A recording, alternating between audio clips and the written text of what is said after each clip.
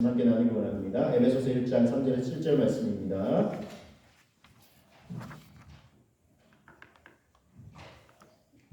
에베소서 1장 3절에서 7절, 에베소서 1장 3절에서 7절 말씀입니다.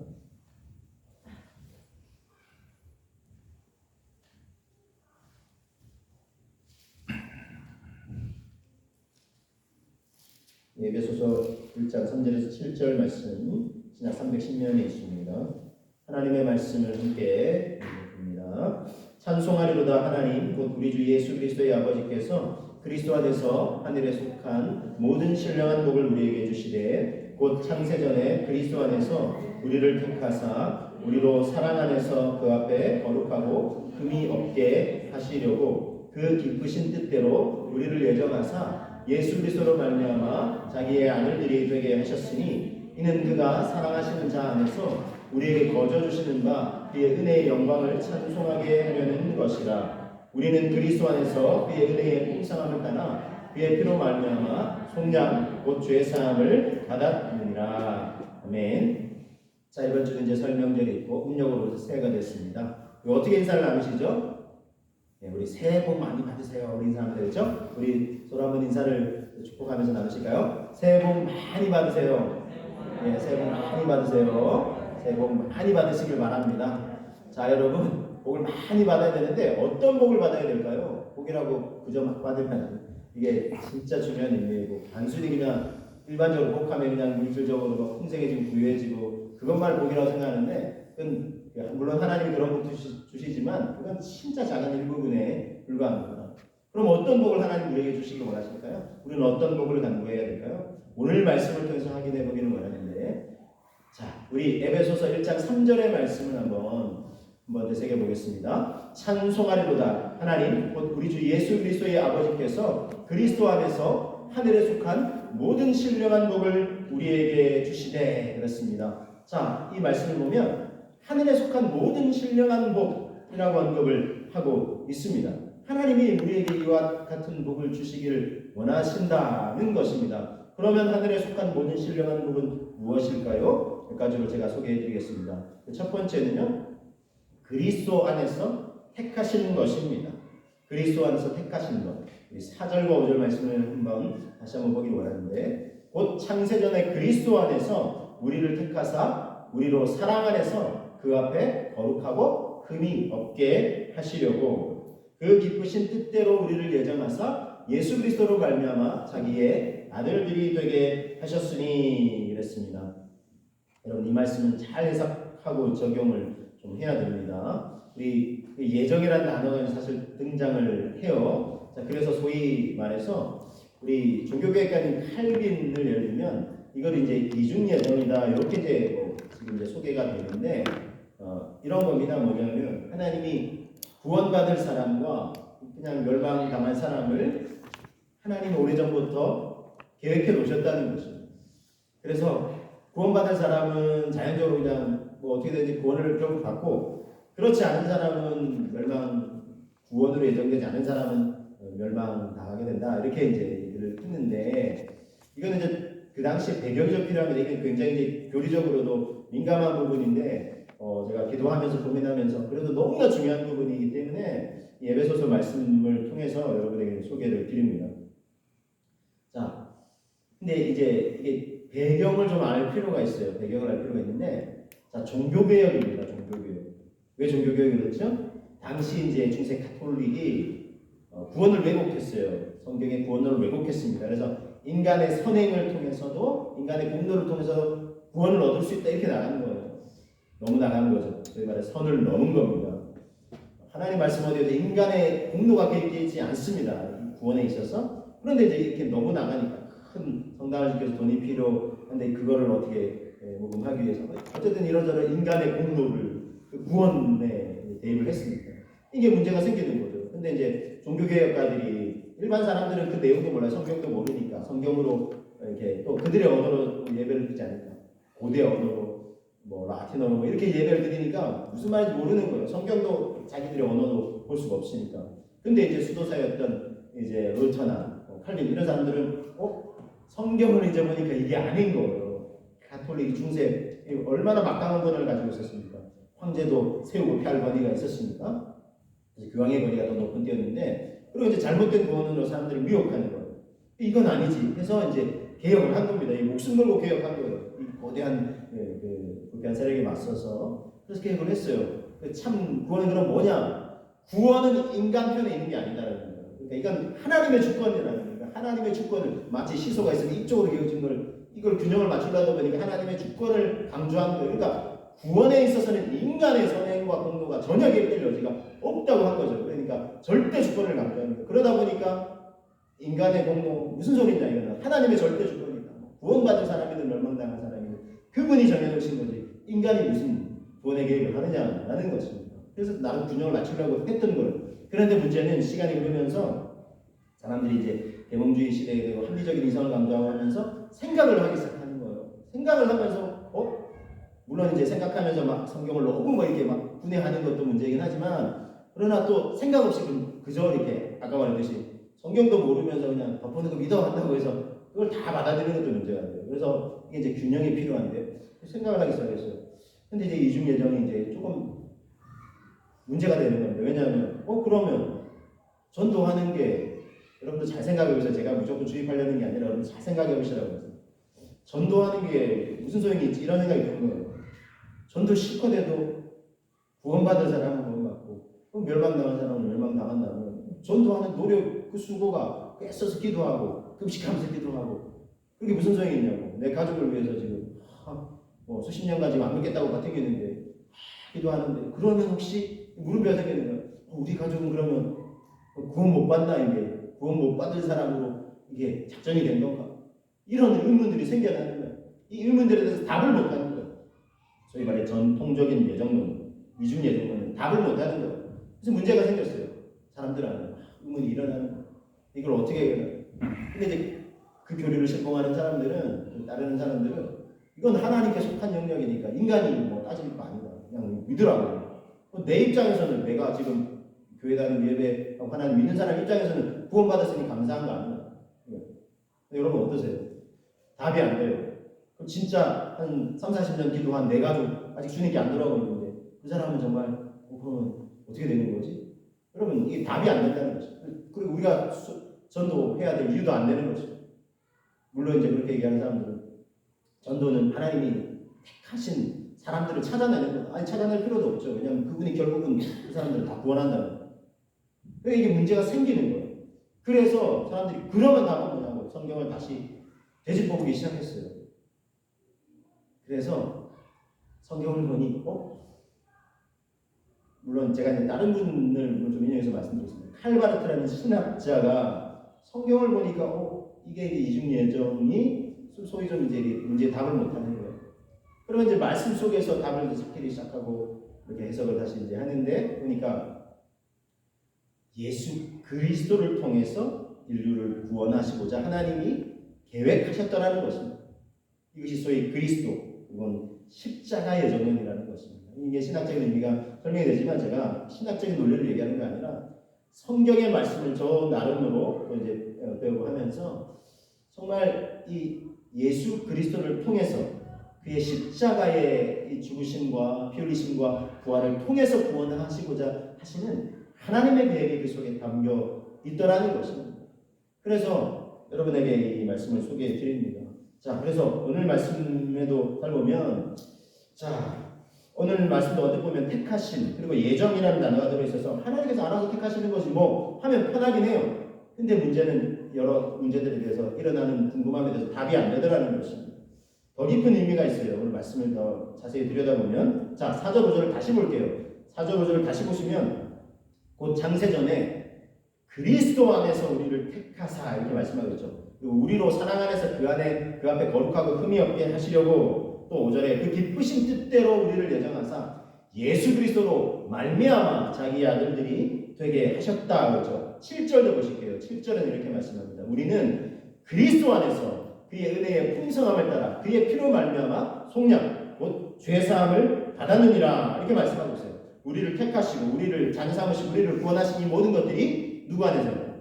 그리스도 안에서 그리스도를 통해 그리스도로 말미암아 우리를 구원하시고자 하신다는 것입니다.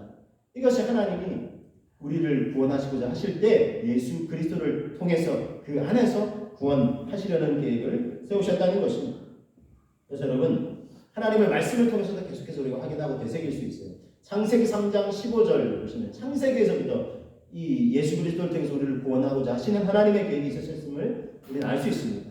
자, 내가 너로 여자와 원수가 되게 하고 너의 후손도 여자의 후손과 원수가 되게 하리니 여자의 후손은 너의 머리를 상하게 할 것이요 너도 그의 발꿈치를 상하게 할 것이니라 그랬어요. 여기서 여자의 후손이 등장합니다. 이거는 아담과 하와를 미혹해서 이제 범죄하게 만들었던 주원을 제공했던 이제 사단을 향해서 하나님이 말씀하셨어요. 그래서 여자의 후손은 너의 머리를 상하게 할 것이다. 너는 그의 발꿈치를 상하게 할 것이다. 자, 여기서 너는 이제 사탄을 향해서 하나님께서 이제 말씀하시는 거고 여자의 후손은 누구겠습니까?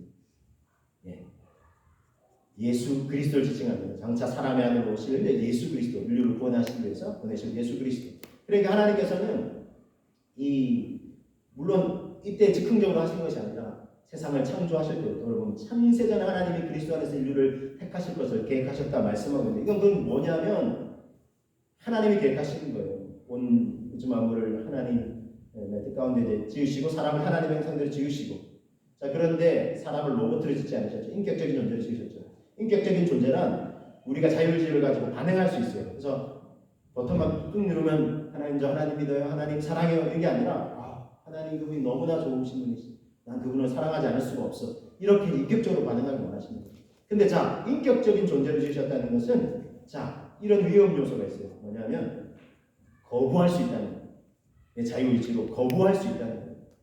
그래서 하나님을 잘 믿고 사랑할 수도 있지만 반대로 하나님을 등지고 돌아설 수 있는 여지도 있다는 거예요. 그걸 아셨어요. 그럼에도 불구하고 그렇게 지으셨어요. 왜냐하면 그것이 참 사랑이니까. 로봇으로 지으면 이게 뭐 인격적인 존재가 아니고 인격적인 교감을 나눌 수가 없죠. 그러니까 인간이 하나님을 거부할 수도 있고 죄를 지을 수도 있고 하나님 말씀에 불순종할 수도 있다는 걸 아셨어요. 그러면 어떻게 하실 거냐는 거예요. 여러분 제가 물품으로 비유를 한번 해드렸는데 물품을 만드는 회사에서 이거는 잘못될 확률, 고장난 확률이 하나도 없어요. 0%야. 그런 물품은 없어요. 0.0001%라도 잘못된 확률이 있어요. 수백 개를 만들면 그 중에 몇 개라도 잘못된 확률이 있어요.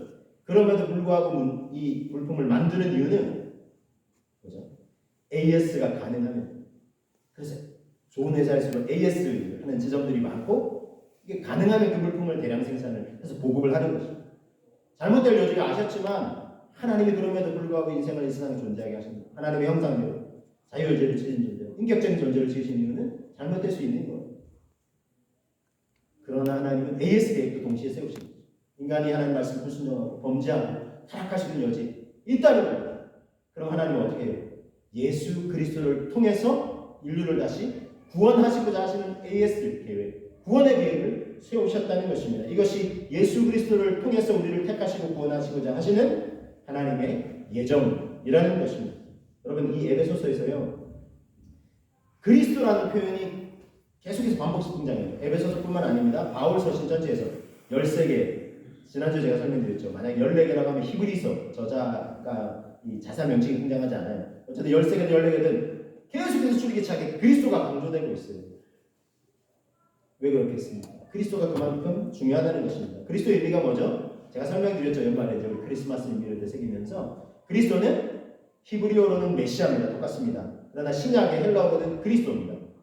하나님께서 당신의 계획을 위해서 택하신 자, 기름 부음을 받은 자라는 뜻인데 기억하면 그 의미는 구약에 보면 하나님이 택하신 존재만 기름을 붓습니다. 왕, 선지자, 제사장. 자, 이 세 존재에게만 기름을 붓는데 이 세 가지 직분을 인간에게는 동시에 주지 않아요. 근데 이 세 가지 직분을 동시에 감당한 존재가 있으니 예수 그리스도라는 거예요. 그래서 예수님을 보내셔서 왕이요 선지자요 제사장의 사명을 감당하면서 인류를 구원하게 하셨다는 거예요. 그래서 예수님에게 그리스도라는 호칭을 붙인다는 겁니다. 예수 그리스도.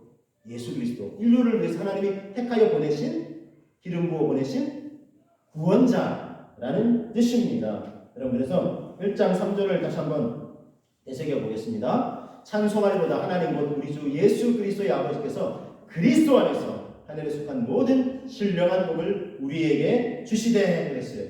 여러분 그리스도 안에서 그 의미를 알고 우리가 그리스도를 고백할 수 있다는 게 얼마나 감사합니까? 그리스도 안에서 우리를 택하시고 구원하시기로 작정하신 하나님의 은혜를 깨닫게 하신 그 은혜에 감사 찬송하시는 저와 여러분 되시기를 주님의 이름으로 축복합니다. 자, 이제 두 번째요. 하늘에 속한 모든 신령한 복 두 번째는 자, 예수의 피로 죄사함을 받는 것입니다. 이 부분이 얼마나 중요한지 몰라요. 앞부분에 이 그리스도 안에서 택하신 것과 함께 이 두 번째 부분을 절대 놓쳐서는 안 돼요. 예수의 피로 죄사함 받으면 1장 7절을 보겠습니다. 우리는 그리스도 안에서 그의 은혜의 풍성함을 따라 그의 피로 말미암아 속량 곧 죄사함을 받았느니라 했어요. 그리스도 안에서 우리를 택하셨고 그 그리스도께서는 하나님 택하여 기름부어 보내신 그리스도 예수님은 우리를 구원하시려고 이 땅에 오셔서 무슨 일을 하셨다는 거예요? 십자가에서 피 흘려 죽으셨다는 겁니다. 이게 너무나 중요해요. 그의 피로 말미암아 속량과 죄사함을 받았어요. 여러분, 이단의 교주들이요, 자기가 그리스도래요, 메시아래요. 웃기지 말아요.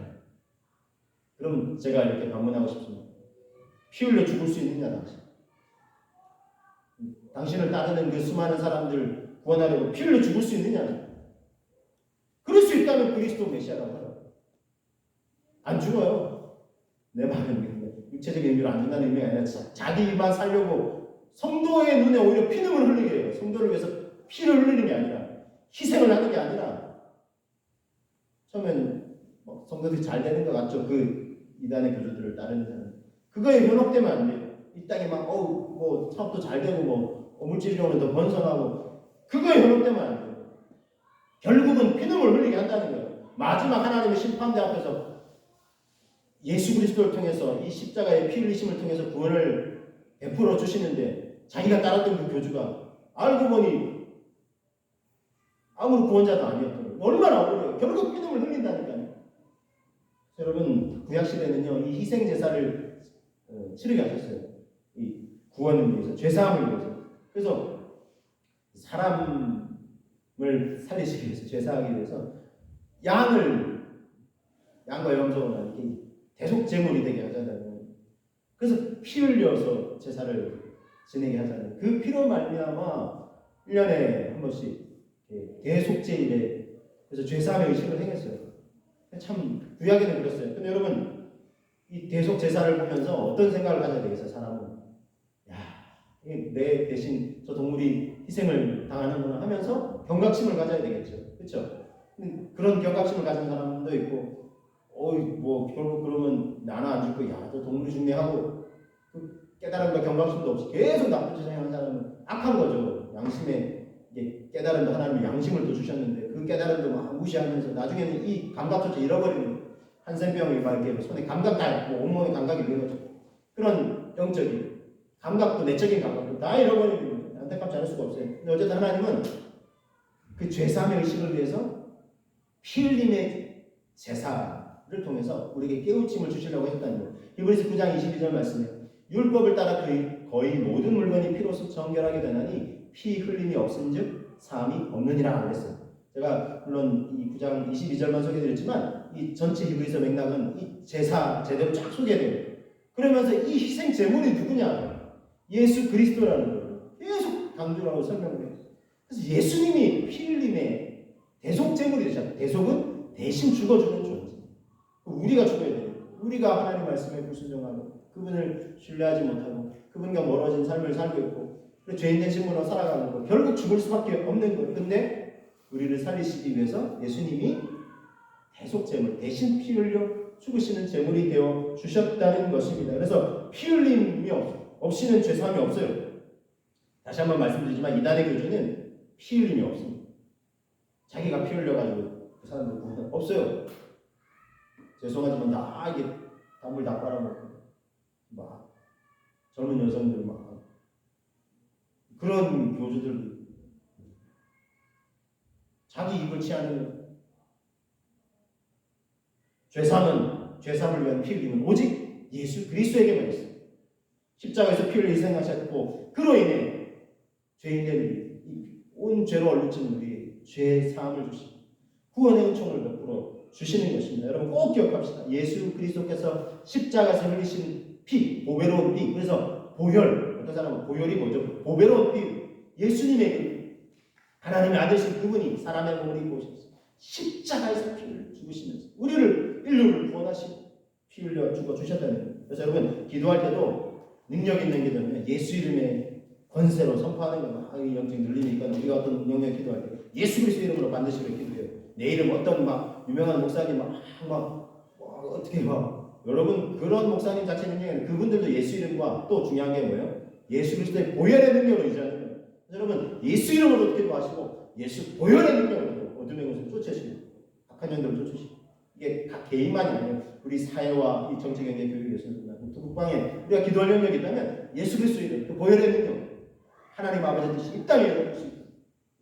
그렇게 기도하는 사람을 통해서 하나님이 이 땅에 하나님 뜻을 펼쳐가시고 이루어 가시는 것입니다. 여러분 속지 맙시다. 이단도 사단도 이단 사단 필요가 없어요. 사단도 마찬가지. 사탄 숭배자들 있어요. 저 미국이나 다른 데 그런 교회도 있대요. 거기서 희생 제사를 치르는데요. 거기에 막 전체를 주관하는 사람 자기 희생 안 하고 사람을 대신 뭐 희생 피 흘리게 자기가 희생 안 치른다니까요. 피 안 흘린다니까요. 예수님처럼 인류 보내서 피 흘려 주신 분은 예수님이 유일하시다는 거예요. 우리를 구원하시고 우리를 죄를 대속하시기 위해서 피 흘려 주신 분은 예수 그리스도가 유일하십니다. 그 피로 우리 이제 인류의 죄를 사해 주시고 용서해 주시고 구원해 주시는 것입니다. 여러분 우리가 예수의 피로 힘입어서 구원을 얻는다. 이 사실을 다시 한번 믿음으로 고백하시면서 얼마나 감사해요. 여러분 내가 피 흘려 희생해서 막 공로 쌓고 수행해가지고 구원을 얻는 게 아니라 예수님 그분이 피 흘려 죽어 주셨습니다. 저와 여러분들은 예수님의 그 피값으로 죄사함받고 구원받는 귀한 하나님의 사람들인 줄로 여러분 믿으시기를 주님으로 축복합니다. 자, 여러분 이게 얼마나 감사한 거예요. 그래서 우리가 찬송할 이유가 가득해요. 예수님만 제대로 만나고 알면요. 자, 하늘에 속한 신령한 복이자 우리가 찬송해야 될 또 하나의 이유, 마지막으로 세 번째 이유는요. 하나님의 자녀 삼아 주신 거예요. 하나님 자녀 삼아 주신 거. 에베소서 1장 5절 말씀을 통해 우리가 확인하겠습니다. 그 기쁘신 뜻대로 우리를 예정하사 예수 그리스도로 말미암아 자기의 아들들이 되게 하셨으니 여성분들 부담하지 마시고요. 하나님의 자녀들이 되게 하셨다니 하나님의 자녀들 행복이라는 찬양을 잘 아실 텐데 지난주 우리 특성을 통해서 우리 이렇게 되새겨 보면요. 가사가 좋죠. 화려하지 않아도 정결하게 사는 삶, 가진 것이 적어도 감사하며 사는 삶, 내게 주신 자는 나눠주며 사는 삶, 이것이 나의 삶의 행복이라고. 눈물 날 일 많지만 기도할 수 있는 게 떠오를 일 많으나 주를 위해 참는 비록 짧은 작은 삶, 주 뜻대로 사는 이것이 나의 삶의 행복이라고. 후렴 가사를 보시면 이것이 행복이라고. 세상은 알 수 없는 하나님 선물, 이것이 행복이라고. 하나님의 자녀로 살아가는 것, 이것이 행복이라고. 여러분 하나님의 자녀로 살아가는 게 얼마나 행복한 일인지 몰라요. 이거 왜 행복일까요? 우선 한 가지 이유는요. 존재의 근원이 분명하기 때문에 어릴 때 외국으로 입양됐어요. 근데 좋은 양부모 밑에서 교육도 잘 받고 미국으로 간 사람은 영어도 막 이렇게 잘하고 그 얼마나 환경과 상황은 좋아요. 그렇죠? 그런데 그렇게 한 20-30년 살다가 고국으로 와서 부모를 찾아요. 왜요? 자기 존재의 뿌리를 알고 싶고 존재의 근원을. 왜냐하면 이게 그래야 이 자기 존재의 기반을 알게 되고 뿌리를 내리면서 딱 흔들림 없는 삶이 되거든요. 그래서 여러분 그만큼 내 인생의 존재의 근원을 안다는 건요. 우리 인생의 기반을 딱 견 거예요. 우리의 존재의 근원은 무엇입니까? 물론 부모 통해서 누가 보면 계속 그 이제 이 족보가 예수의 족보가 역순으로 올라가요. 그래서 어떻게 돼요? 결국은 아담 그 누구겠어요? 그 다음에 하나님까지 가요. 하나님을 우리 인생의 존재의 근원이지. 하나님을 아버지라고 부른다는 건 하나님 그분이 우리의 존재의 근원이시라는 거예요.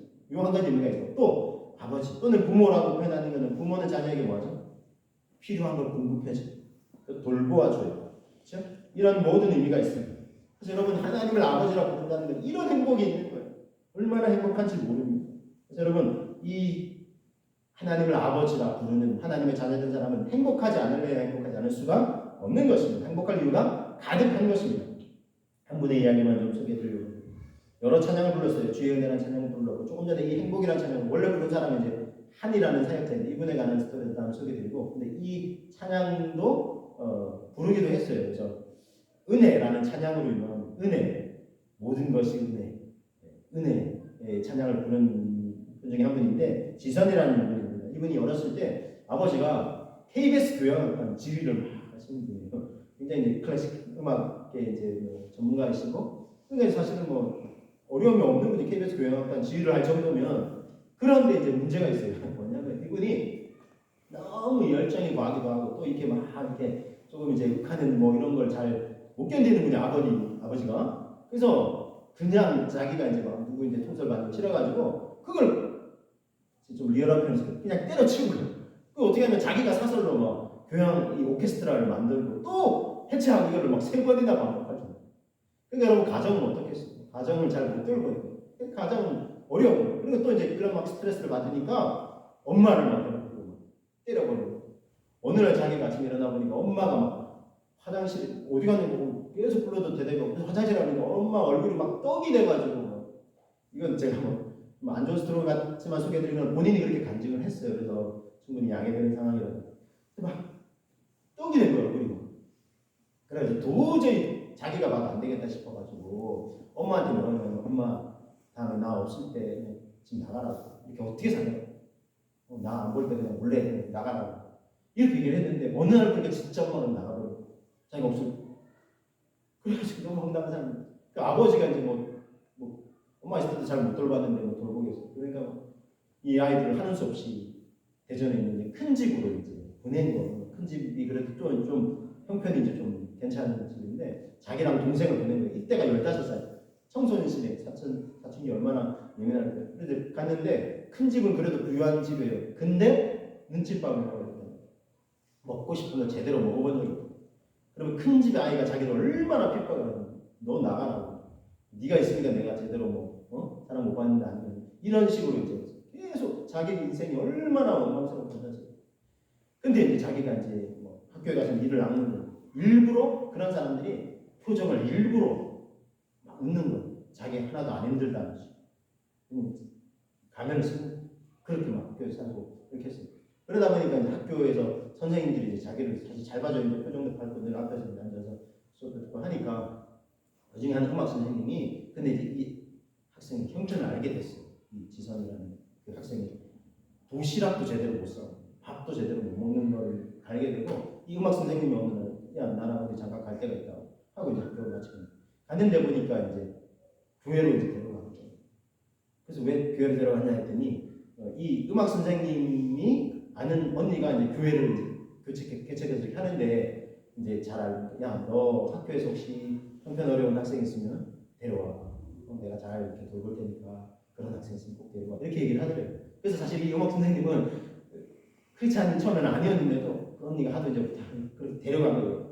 그래서 은행이 통로가 그래도 된 거죠. 그래서 거기서 이제 정말 그 교회에서 목사님을 이제 만난 거죠. 여성이지만 목사님인데 그 잘 돌봄을 그래도 받은 거예요. 그러면서 이제 대학도 진학을 했어요. 음악 선생님이 또 이 아이를 잘 가르친 거예요. 성악도 이제 지도해주고 잘해서 음대를 이제 가게 됐어요. 음대 가가지고 이제 열심히 이제 또 해줘.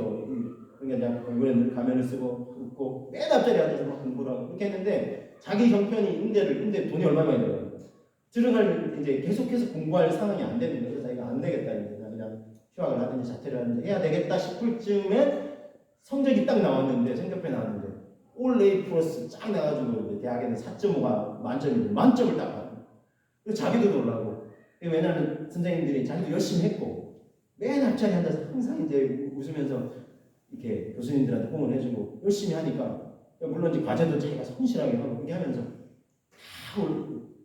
그래서 또 교수님들이 이 아이를 잘 본 거예요, 이 학생을. 그래서 야 내가 아는 독일에 있는 다 연결해 줄 테니까, 학교도 연결해 줄 테니까 너는 문만 가. 그래가지고 유학도 다 지원해 주기로 하고 자기 삶이 완전히 이렇게 바뀌게 됐는데, 어느 날 그래서 이제 교수님이 정말 그렇게 다 알아봐 주셔가지고 비행기 티켓, 독일의 비행기 티켓을 이제 손에 이제 들고 있는 거예요.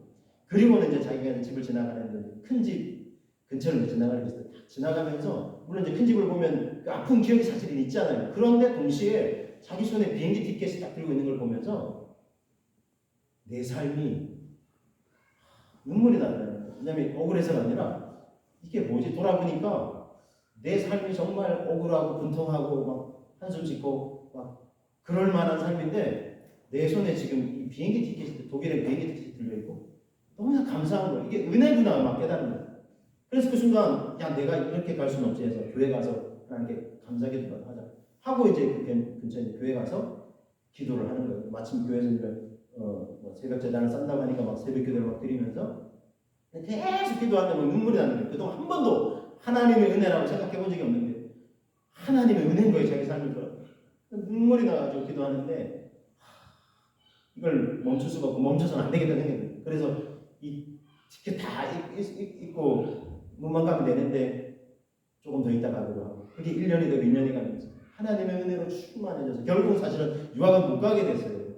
좋은 기회를 사실 마다하고 하나님의 은혜에 젖어 살고 근데 그 은혜 너무 감사해서 그래서 이제 찬양하지 않을 수 없고 그래서 이제 찬양을 은혜라는 고백들을 드리면서 찬양하면서 계속 이제 하나님을 높여드린 거예요.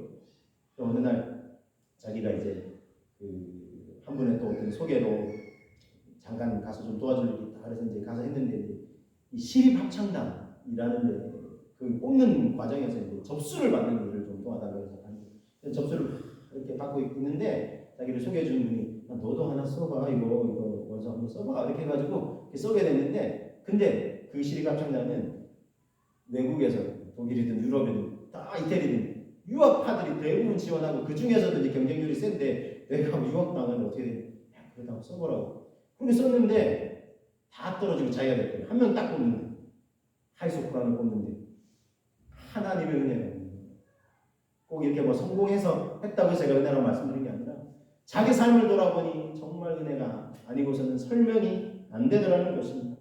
그래서 내 육신의 아버지는 정말 나를 힘들겠지만 내 영의 아버지, 내 전 존재의 아버지, 하나님 아버지 내 삶을 은혜로 둘러주셨다. 여러분 하나님의 자녀로 살아가는 것 그것이 얼마나 행복한 일인지 모릅니다. 사랑하는 여러분 우리는 하늘에 속한 모든 신령한 복을 받고 누리는 사람들입니다.